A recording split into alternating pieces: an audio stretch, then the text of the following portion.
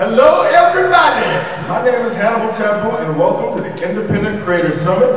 Completely finance your indie comic now. Better get that on the screen what I'm talking about. Thank you for coming. Give yourself a hand for coming out. Thank you all. Saturday Wondercon. Yes. Saturday Wondercon. We're closing the place down. Okay. My name is Hannibal Tabu. I'll be your moderator today. Why me? Why am I up here and not you? There are a few reasons there. One, I won the 2012 Top Cow Talent Hunt. Second, scroll down. Second, I was named Cultural Trailblazer Award winner by the City of Los Angeles for 2018 and 2019. I write BiPal for Comic Book Resources, which is also syndicated on iHeartRadio. I'm a partner in a creative studio, which gives free webcomics every week and makes original stories like The Lion of Judah, which is coming out with Robert Roach there, and our network, officially produced by the Marley family. And we're actually waiting on you to take this spot at the podium in a few years. So I expect you to be sizing me up, and I would expect to fight some of you in the parking lot. Just tell me. Okay. Anyway, we have an illustrious cast of characters here on stage.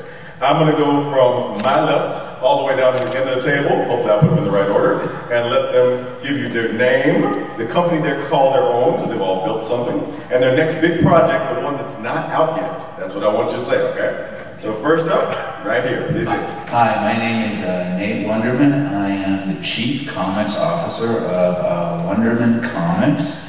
Hannibal's actually written a couple things for us. And we have coming up a dystopian sci-fi that mixed with lucha libre wrestling called Boogeyman, out in summer, exclusively digital.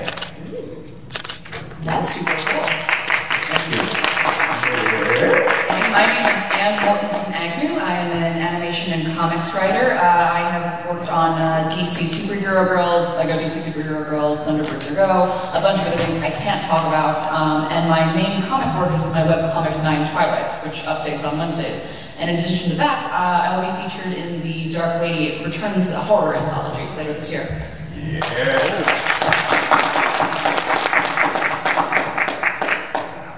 John and Jen, could you guys come forward? The only two people back there. Nope, we like you back here. Let them be happy back there. It's all good. They want to make out. If you need to make out, do what you gotta do. My name is Russell Nohelty. I run a company called Wannabe Press and a training academy called The Complete Creative. The thing that's not out yet. I'm releasing 18 novels this year. I've released 4 so far. The one that is coming out next is called Every Planet Has a God's Church. It is I have a Katrina series, and it's the first book after that Katrina series that takes place in the same universe, which is called the Shittiverse. Right.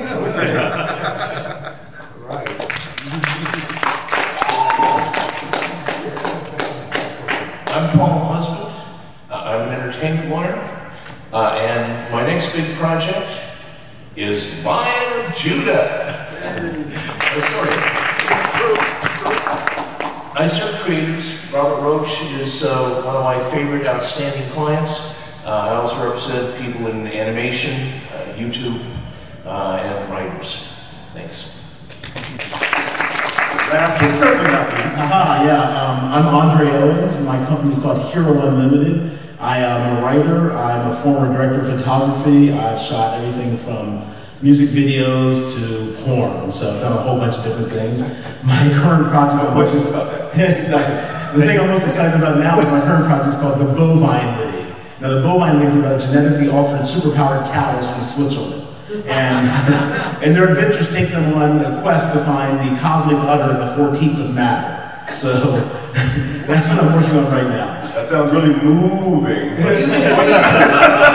What's your next thing? What's after Bovine? Oh, after Bovine, I've got a thing coming out called the Milky Way Defense Marines, which is basically my version of the old Sergeant Rock, but instead of Sergeant Rock, we have Sergeant Melody Stone. So please go to Hero Unlimited and pick all those books up. I was wondering if you're going to tie cows in the Milky Way part as well. Okay. Crossover. They're all the same universe, so, there you have it. All right, great. Now, the staff wants us to get out of here by 8:50, all right? Because they got other stuff to do today. So I'm going to ask some questions. I'm going to open up for y'all to ask some questions. We're going to try to get this going on, okay? So I'm going to open up first, because this is about money, to the entire panel.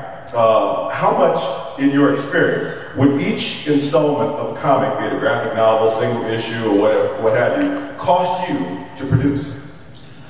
I, unfortunately, just write. That's my sole skill. Create, write, and edit. So I actually have to hire artists and colorists and letterers. And if you want them to be any good, you actually have to pay real money. So generally, it depends. It's all, there's a negotiation, and the majority of your money goes to the artist, so the pay rate. So roughly, it's between 5 to 8 G's, depending on your page count. All right, per issue. All right, cool. And same question. Well, I primarily work in web comics in producing this, so we don't calculate everything per page in terms of like dollars and cents, much as like hours and our sanity, and if we can still talk to each other at the end of the week. Thank you for my friends in the row for laughing. There are a lot of invisible costs to web comics that people don't always think about. You know, how much does it cost to host a server? A lot of money. It's very expensive. Plus promotional costs when you print out things, or you print out like fun little tie-in comics. Those things all add up, but it's not all about just the page numbers. So it's just rejiggering yourself for an entirely different type of calculation. All right, Russell, you got a lot of graphic novels, correct? $150 a page. Okay. But for a whole project, like let's say the last Katrina book, how much is that? $20,000. Costs $20,000 to get a book on my table. Which, whether it's a graphic novel or an anthology, costs roughly $20,000. Thank you. Paul, is that matching your experience there? Actually, if I needed to know, I'd pick up the phone and call Robert Roach. And then for me, it works out, I'd say about the same with Russell. I mean, my first book, Force Galaxia, was 64 pages and worked out to about $14,000 to produce it. So, and then printing on time. I will say that the difference in art style is the difference in how much it costs. The more realistic the style is, the more expensive it is.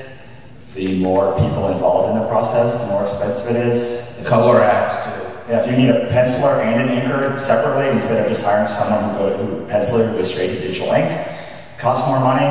That is the main reason why all of my books are incredibly cartoonish, because that is a much cheaper and faster style to manufacture and still make it look professional than trying to find somebody who can do an incredibly realistic art style, which could cost as much as $500 a page just for pencils.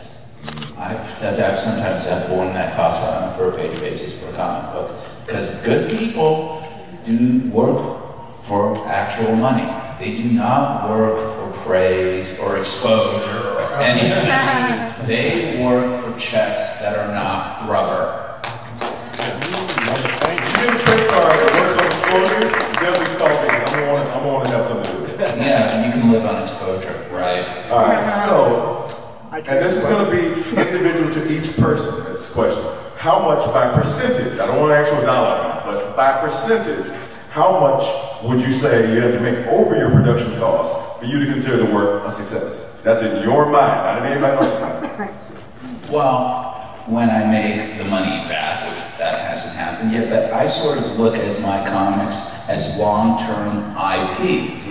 And if the worst case becomes worse, because with all my comics I have like 4 and counting, if I pass on and they haven't done anything, hey, it'd be okay if my epic becomes like H.P. Lovecraft or Robert E. Howard. Because thanks to the Digital Millennium Act, my stuff lives on 98 years after I expire. Hire a good lawyer so you can set up a good literary estate. We know a good lawyer, he's on stage. Does that perspective make sense to you down there, Paul? This perspective about how long the properties live on, does that make sense? Could you talk about that a little bit? Yes, he's right. He's right. There's a difference. Microphone, please.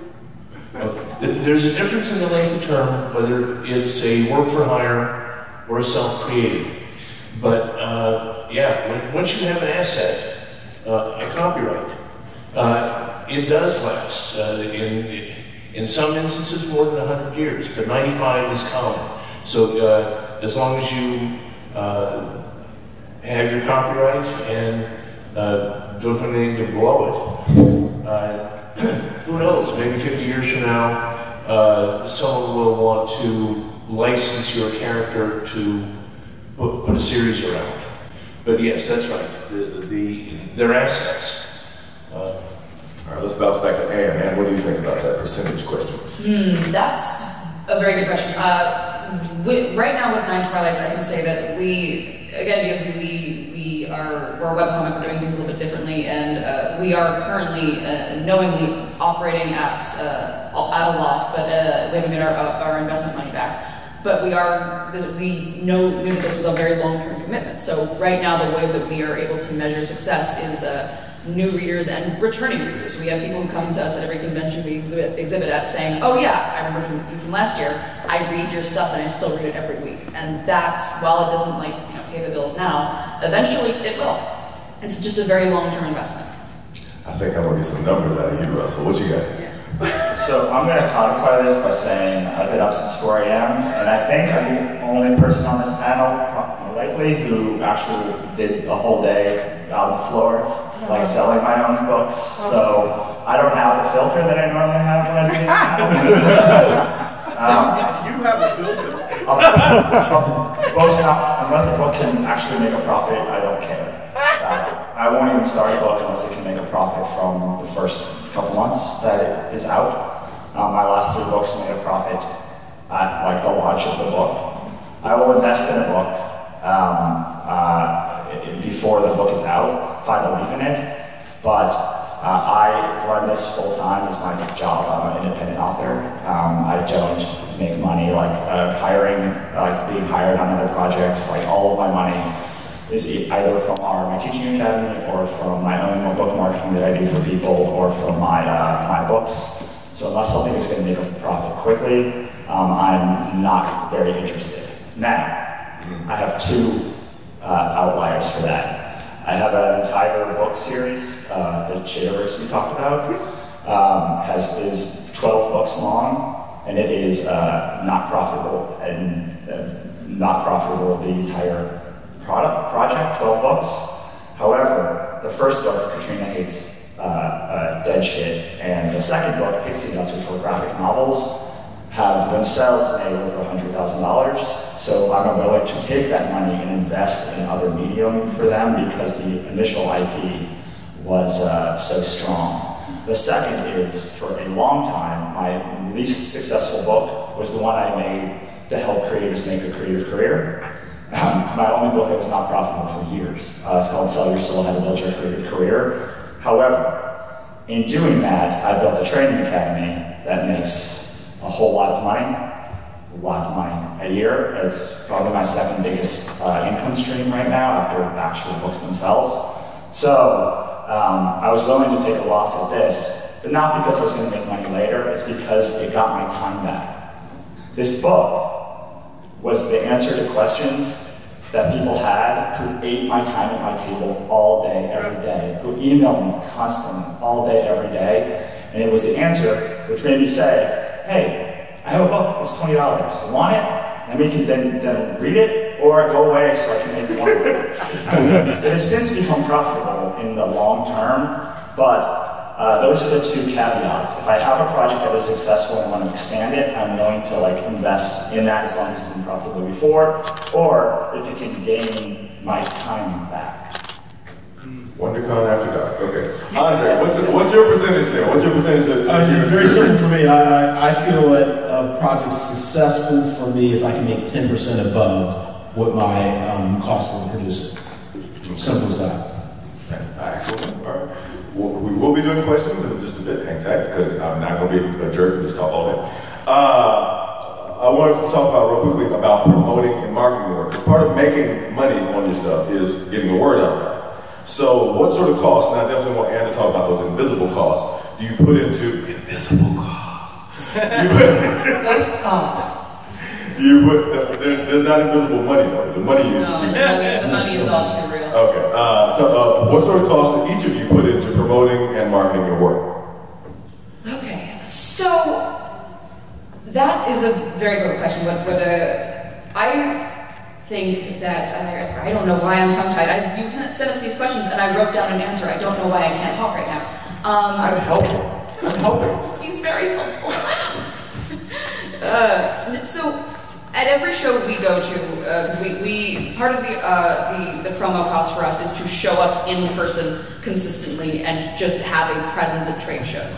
And so the cost for that is shipping materials, we need them shipped, printing materials that we need to have there, and table costs, which all kind of add up. And luckily, I work with two other people on this, so the costs are divided between the three of us. But like, one person always fronts, and it is a lot of money to get a convention table and to print out all these things and to ship them if you need them to. If you have a website for your work, and that's not like, you know, something like a Hiveworks collective that's your own thing, it can cost upwards of $1,200. It's expensive, and it's because the book, the thing that you're reading, is not something you always hold in your hand. You don't really, as a reader, think about how much it costs up front. And then, in addition to promoting yourself, you have to do a lot of it just on your own time. It's a lot of, like, it's just a lot of, I don't want to say emotional labor, but you kind of get the gist where it's, you have, thank you, JJ, you have to consistently be talking yourself up and talking up your own product and making it part of your brand. Like, it's something very basic, it's just having on Twitter your avatar be your work and being in your header and just always advertising and always retweeting what you are doing. And that might not sound like a time suck, but it kind of is in a lot of ways. It's something you have to consistently do. It's such a huge time suck. It's such a huge time suck. It's such when you can't have your own PR manager, you have to be your own PR manager, and then you realize why you should get a PR manager. And even if I have like my own web mistress, that's what I call her, my website and social media. It's not like that. No one's here to judge you. Okay, except for that guy. But still, like the artist, she requires actual dollars. Andre, let's bounce down your end of the table. What sort of cost do you put into promotion? Well, when I release a new book, I try to do a lot of digital ads, and I try to specifically target them for, you know, like for Bovine League, I specifically targeted Switzerland, and I specifically targeted Argentina, and I specifically targeted India. I specifically targeted places where I thought cows would be, you know, people would like cows. So whatever time, like when I do the new, with Milky Way Defense Marines, what I'll probably do with that is just do a general digital ad once that comes out and try to get people to the website, you know, to see if I get eyes there. But basically, I try to invest as much as I can in the marketing. You know, like they were saying, you want to continue to use the same kind of images. You know, you want to establish a brand, and you want to take that across as many different platforms as you can. Where are you putting the ads on? Well, I put my ads on. I've done on Facebook, on Twitter, all types of different places. There was what was the? There was a on Afro Comics. I put the ads in many different places. I could, you know, probably try to get them in when I can afford it. So now I'm excited. Because now I'm excited talking about marketing, and now my face is like, I have something for everybody. So my notes out. $1,500 it costs me to exhibit at most shows. It's my general number. Wondercon is much cheaper. Sometimes I get a free table. But like if I travel to a show just at Emerald City, doing Denver in a couple of months, doing Phoenix, generally it'll cost me about $1,500. And when I don't spend on table costs or something else, I generally will put into marketing and promotion and printing out flyers and all of that stuff. The nice thing is I've been doing this for a long time, and I have a built-in audience here at this particular show, and I get certain shows in Southern California, so I don't have to spend $1,500 like I normally do. The $1,500 includes travel and shit and all that other stuff. So that's a recurring cost. Last year I did 26 shows. This year I'm only doing 10 or 11 shows.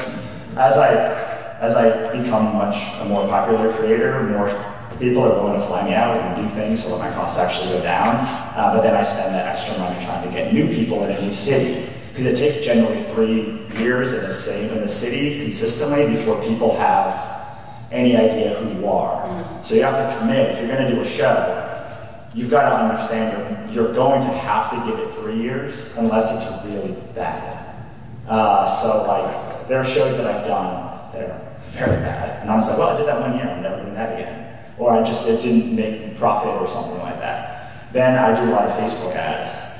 I spend about $2,000 a month on Facebook ads. I do book marketing for other people and myself, and I do a lot of like viral building giveaway contest things, which are very popular in the book community. His viral builders are great. Yeah, thank you. You're in there. So what's interesting is I have found that, you know how your Facebook page is usually like a dead zone that no one interacts with? Mine is, most people's are. If you spend $200 a day on Facebook ads, suddenly like, it's all engagement. Like not only the posts that you, like not only your posts that you're promoting, but like all your other pages, all your other stuff just magically gets interaction. I have done it for $5, $10, I've done everything. I don't normally do $200 a day, but for some reason, when I get to $200 a day, suddenly like, it's like manna from heaven. Everything is getting tons of engagement. So one of the things that I like to do is when I know I'm going to be doing a lot of promotion, like at a launch, I'll make sure to stack everything together.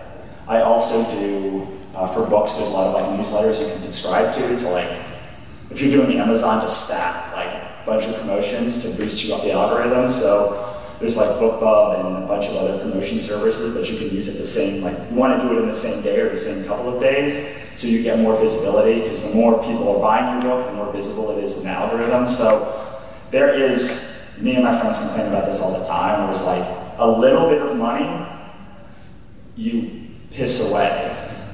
A lot of money, you start seeing the return on it. And there's a dead zone where you're like spending a lot of money, but you're not seeing any return, and that's the worst place to be. But it's better to do a little bit all the time. So like, I don't know, $5 a day, $10 a day, something like that. But then just like this show is 3 days, right? Like I invested $1,500 in 3 days of being at this show. You can do that throughout the rest of the year too, and be like, okay, so I'm going to take these 3 days, and I'm going to put $1,500, like a huge amount of money, to do all of it. To just boost everything and juice it up. And this is a thing I learned from Amazon, from like book people, that comic book people don't do a lot because it's mostly in-person shows. But the more you can do quickly, the more you can give yourself a big boost, and then the higher you boost, just like with Kickstarter, the more it like trickles down, and the higher you go and like very quickly, the longer that tail is. So I have found that doing a little bit all of the time is super good, but doing a medium amount is worthless, and doing a lot compacted together, just like at this show, allows you to think of yourself and think of the promotion and put everything into it. Because you can't promote, I'm releasing 18 books this year, you can't promote 18 books throughout the year. You kill yourself and you kill your audience, and everyone would like hate you. But you can do like a big promotion or a big push or a big book bundle or something for a very short amount of time, juice yourself, get everyone talking about you again, and then like let that trail off for a couple of weeks while you're doing your little promotions. All right, I'm going to ask Nate to step in on this and talk about, he's got a specific person tasked for this work. How did you find that person? One thing to I'm sorry. toss in and add. Something cheap that the artist can do is create something that's a prop, that's interesting, that if news photographers or just photographers are cruising around, they see a menthu about to jump into the middle of the floor, they take a picture of it, or something smaller. They take, from your show, from your property, something that you can put up there that gets other people to take pictures of you or of your property. Perfect, thank you. Nate, do you have anything to say? You were going to ask me about my web mistress, yes? Your word, not mine. It's okay, we've agreed, we've made it. It's just a long-time friend who got into the marketing end, and it helps me out, and that's pretty much that. References and friends can be helpful. All right.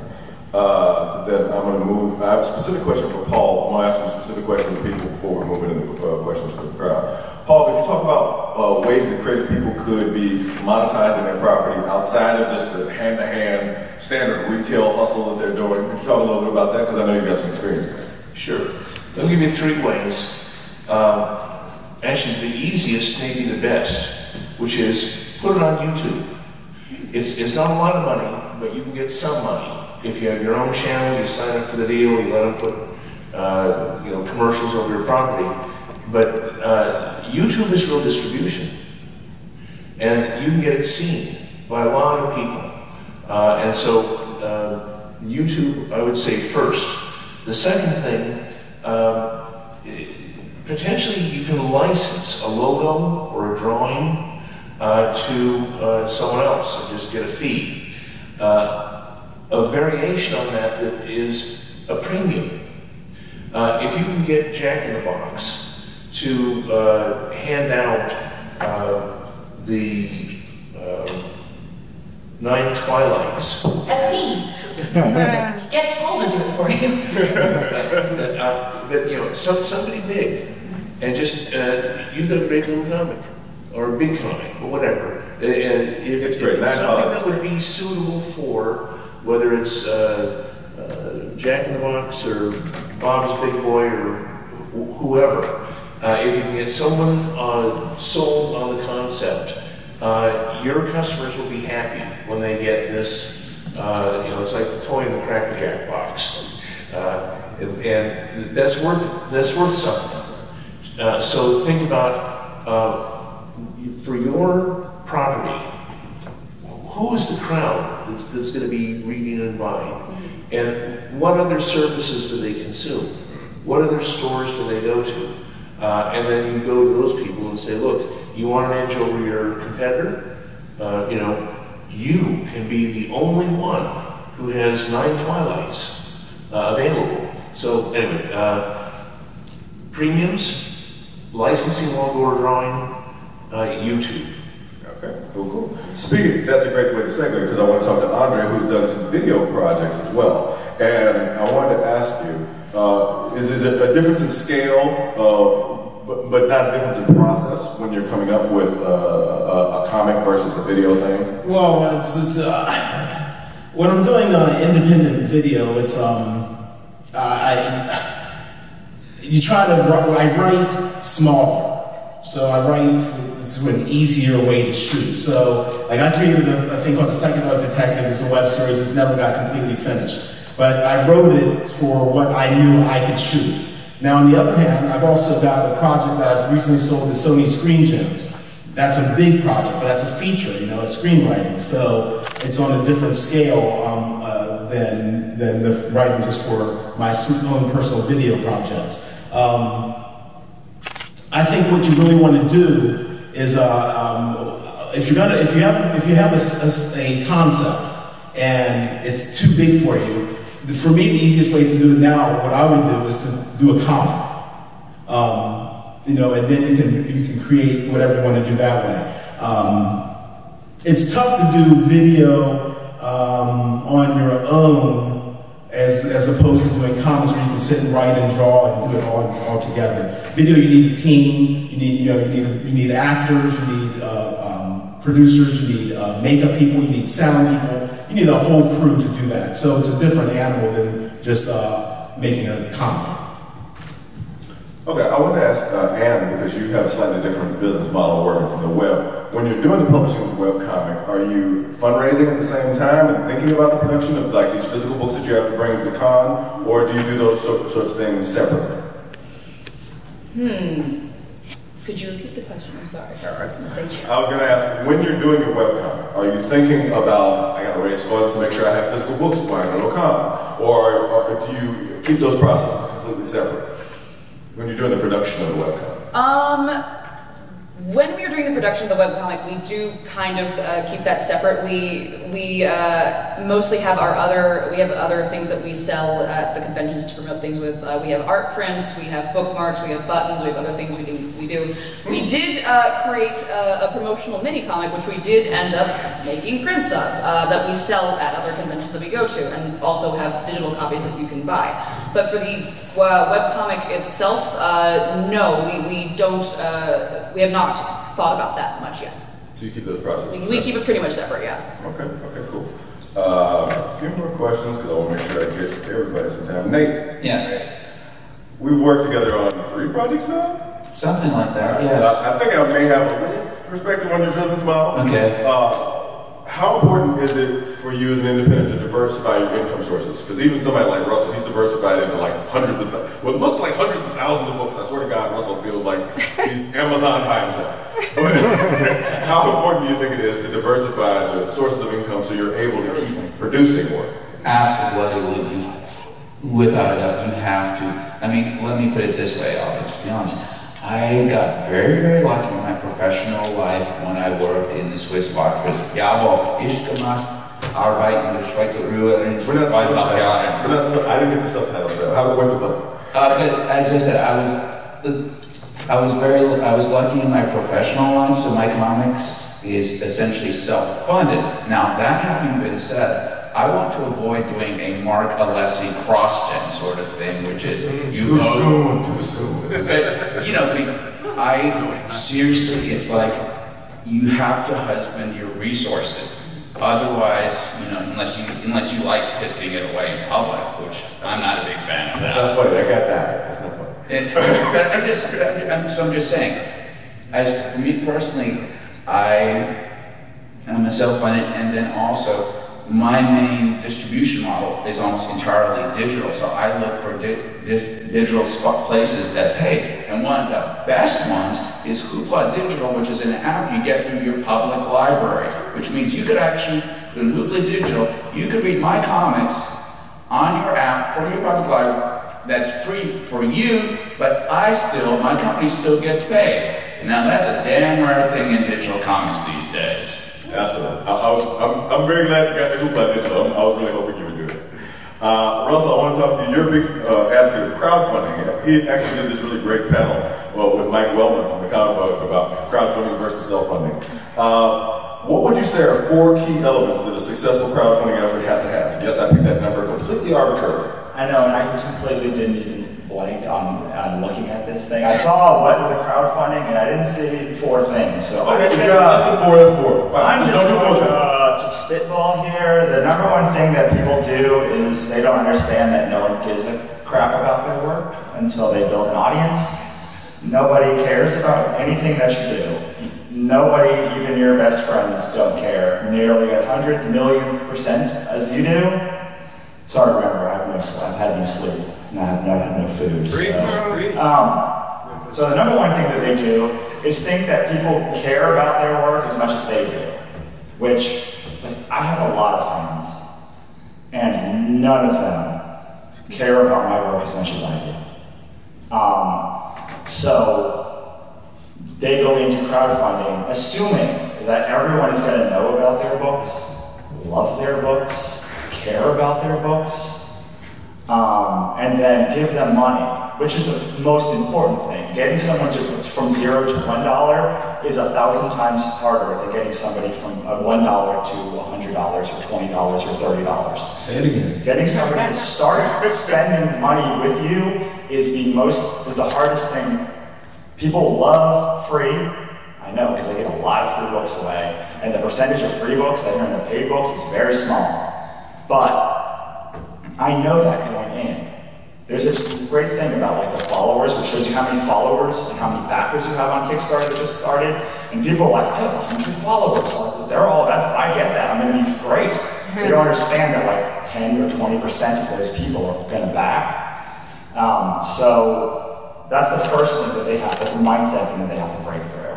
The second is that when they don't get a lot of money, or when people don't care, this is the opposite thing. They don't understand that some people will care a lot.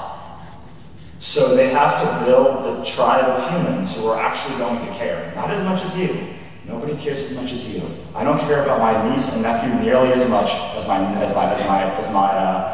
sister and brother-in-law. I love them dearly. They're adorable. But they are adorable, but like, I don't care about them. Like, I don't care about them. You're a monster. I do not care about them as much as my sister does, who sees them all of the time. And your projects are similar, they're your babies, and you want to talk about them all the time. Some people, I want to see all the pictures of my niece and nephew. I love them dearly. I buy them all of the things. They're adorable. They are amazing. One time he called me just to sing the Transformers song, and I nearly melted. So I am like a perfect audience for my sister to send pictures to. Just like there are perfect humans for you to send your books to. But you have to cultivate those.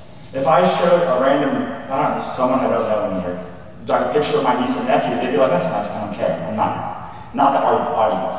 So the second thing, they have to build their audience for their work. Because there are. If my sister just showed that gentleman back there a picture of her baby, and she'd be like, yeah, I don't care. She'd be like, oh, no one cares about my baby. But that's not true.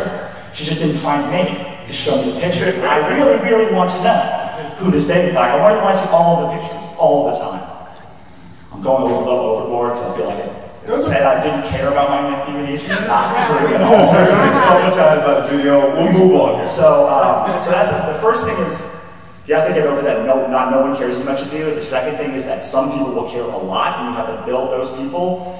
I have 25,000 people on my mailing list. 1,000 people backed my last campaign. Depending on which number you look at, that's either amazing or really tiny. So if you've got 100 people on your mailing list, well, 5 of them might back that. Mm-hmm. If you've got 100 people in your audience, then you're not going to get a lot of them to actually buy. A small fraction of them will. So that's the third thing that you have to know. Bring it home.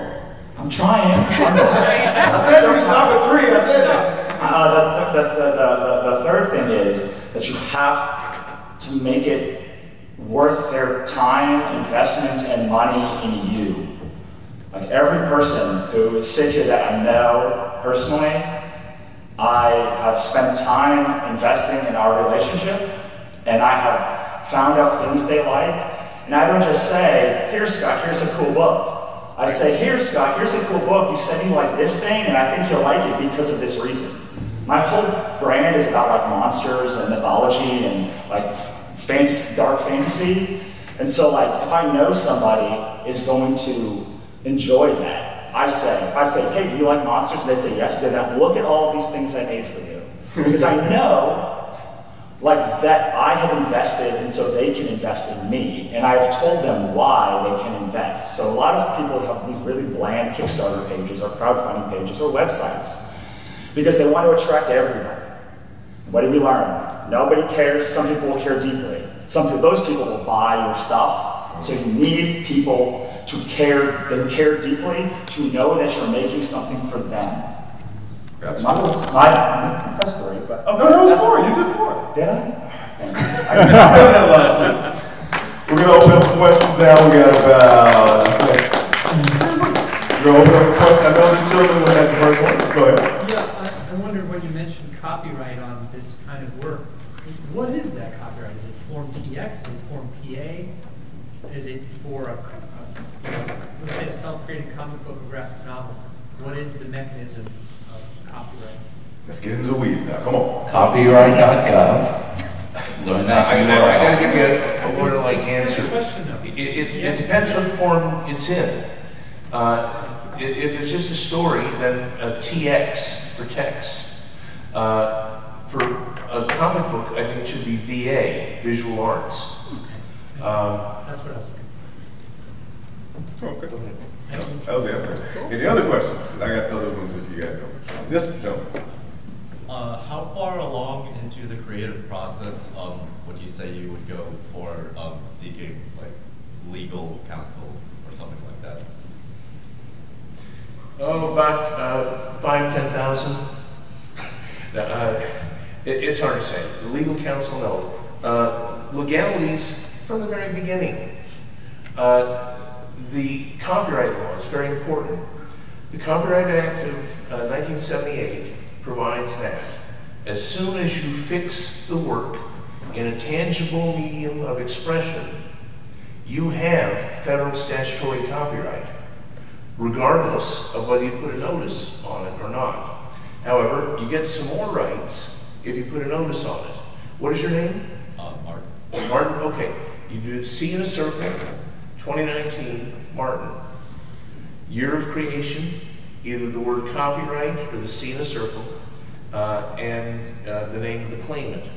Now, you get more rights when you register it. You don't have to register it to have copyright, but you can't sue if you haven't registered it.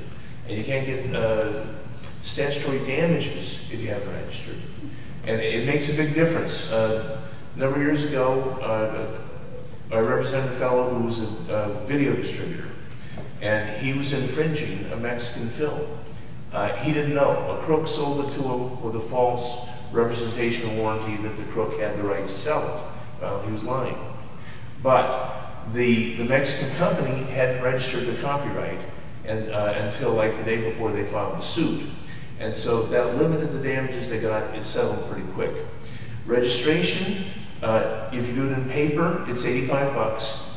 If you do it online, it's 55 or 35 depending. Still, probably every version you write, put the copyright notice on it.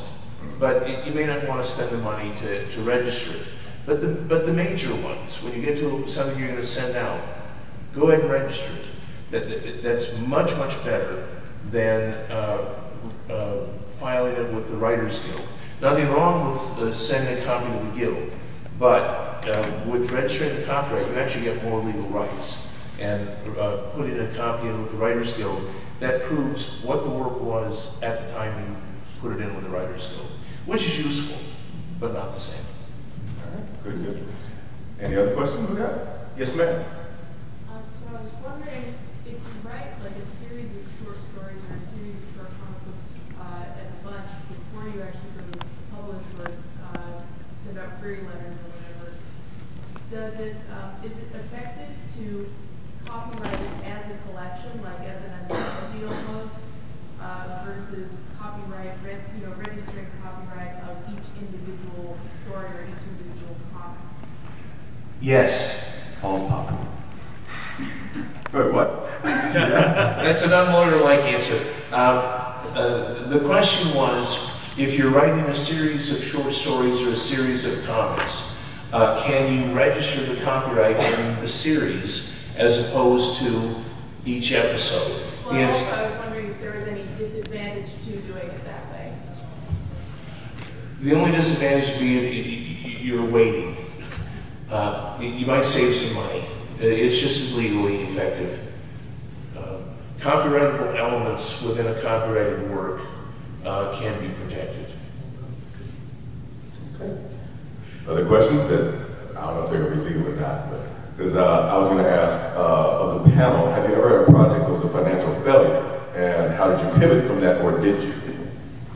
Oh, yes. Certainly. No, certainly.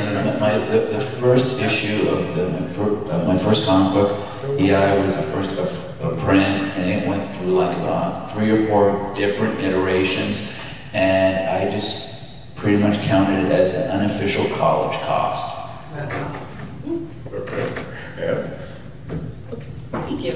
Well, like I said before, Nine Twilights currently does just operate at a loss, but we all knew that it would going in. Like we all said, like, okay, this is a passion project, we all really want to do this. We'll make our money back eventually, but we haven't quite done that yet. And you just have to kind of understand that it's always a risk that you will operate at a loss for a while, or that you will lose money. But that's just how it goes sometimes. 4 of my companies went bankrupt before I was 30, so yeah, whole companies, like not projects. It's not a competition. It's important to note. It's important to note that 95% of companies will fail in the first 10 years. The average person, the average company makes $40,000 in revenue a year, not profit a year, revenue a year. So most companies operate at a loss for 3 to 5 years before they ever become profitable. So you have to go into that knowing all of those things. And I like the college example of like thinking of it as college, because man, I was not ready to run a company when I was 22. I was not ready at 26. I wasn't ready at 29. I was barely ready at 32. But I learned a lot each time that company failed and each time a project failed. Well, what was, during that time when you were doing those startups and they were failing and whatnot, where was your passion for your art? They were all... Or had it not developed yet? Like, oh, they were all... Well, I had a photography studio, and I got in a car accident and that went belly up. I had a production company called Independent Insert Name Here Productions. That was my first one. We were going to be an IP factory, but nobody wants IP. They want like projects that they can then develop into other mediums, so that failed. I had a movie that I spent $30,000 on, and I don't think it still made $100. That was my third company. The fourth company, I got in business with two partners at a Verizon dealership, and 3 months later, they failed. So I was always doing the art thing. Like, it was always like creative businesses that I was starting. That's why I made the book, How to Build Your Creative Career, so that you don't make the $100,000 mistakes. But did you feel yourself artistically wandering or heading and learning from those experiences and getting closer to where you are now? Like, did you feel any momentum toward any direction, or was it always kind of like a quagmire in your head of what? So the hardest part was getting back up. Every time I felt like I was never going to start another company again. I thought I was never going to make another project again. I thought I would never trust another human again. But each time I sort of moved closer to like what people liked and wanted. The biggest one was after my third company failed. You sort of like learn that it's you.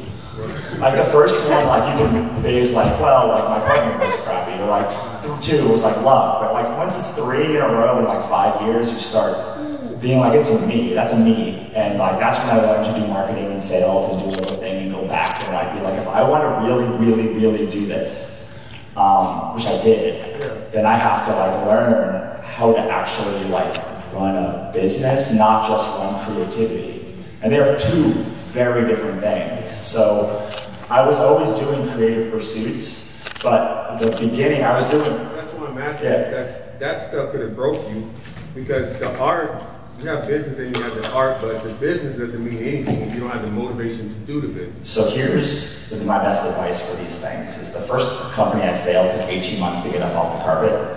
I never thought I was going to do anything, and I was literally numb, like creatively. I barely had a relationship at that first one because it was so hard. The second one took 6 months to get off the carpet. That third one took a month. That fourth one took 3 days. No, not even 3 days. Literally, they like bailed, and I started the company like 2 days later. So it did take longer to get. It did take a long time to get it back, to get the momentum back. But the biggest factor I found for successful people is that they can get punched, fall down, and get back up. And it is how fast you can do that and get back up that determines how successful you will be and how quickly. So I didn't have that creative motivation when I started. When I like first failed, when it first happened, I just cried, and I drank, and I was bitter and angry. But then, over time, the creative juices came back again, and I was like, I can't not do this. And I think that any creative person will probably tell you that, like, if you can do something else, you should. Because, like, I could make way more money selling, like, condos in Pismo Beach than, like, doing work. But, like, you can't not do it, and it just keeps bubbling back up, and that fire, even if you're numb now, like it does come back. And it might take 5 years, it might take a year, it might take 10 years, but eventually, if you're meant to do it, it's just going to keep coming up, and eventually you're going to be like, well, I tried to just have a real job. And I can't do it. I can't do it now. And that's why we have the Russell Hotel. Let's get Andre real quickly on this, and then we're going to go and let everybody tell how people can find it. Yeah, well, I made, back in the early 90s, we made a film called Permanent Damage, a suburban gangster story. And I thought this is going to be it. This, we've got it. I produced it. I shot it. It's going to be this greatest thing. And it was a total failure. I mean, I forget how much money we invested, but there was no return on the investment. It was totally disappointing. So what did I do? I bounced back and made another movie called The Icon. It was a low budget, some Super 8, edited on video, and actually that made some money. And the next movie I made was called Dr. Voodoo, with a director by the name of Todd Seltzer. And once again, it was a low budget film, but because we put so much effort into it, it made some money. So the first film, Permanent Damage, didn't discourage me. I just had to keep going and keep trying to do other projects. And I've been in LA, I've been around here for about 22 years after living in Baltimore for 13 or 14 as a DP. And it took me that long to actually get into a studio to sell a project. So persistence is such a key to being successful. All right, it's 8:50, so we got to wrap up. Because I know they want us to get the heck out of here. Please stop the panelists outside the room because they want us to get out of here. They want to go home. Thank you for coming to Independent Creator Summit. We really, really appreciate you. And please see our panelists on outside. Please come around, man. I will be at SO10 all weekend.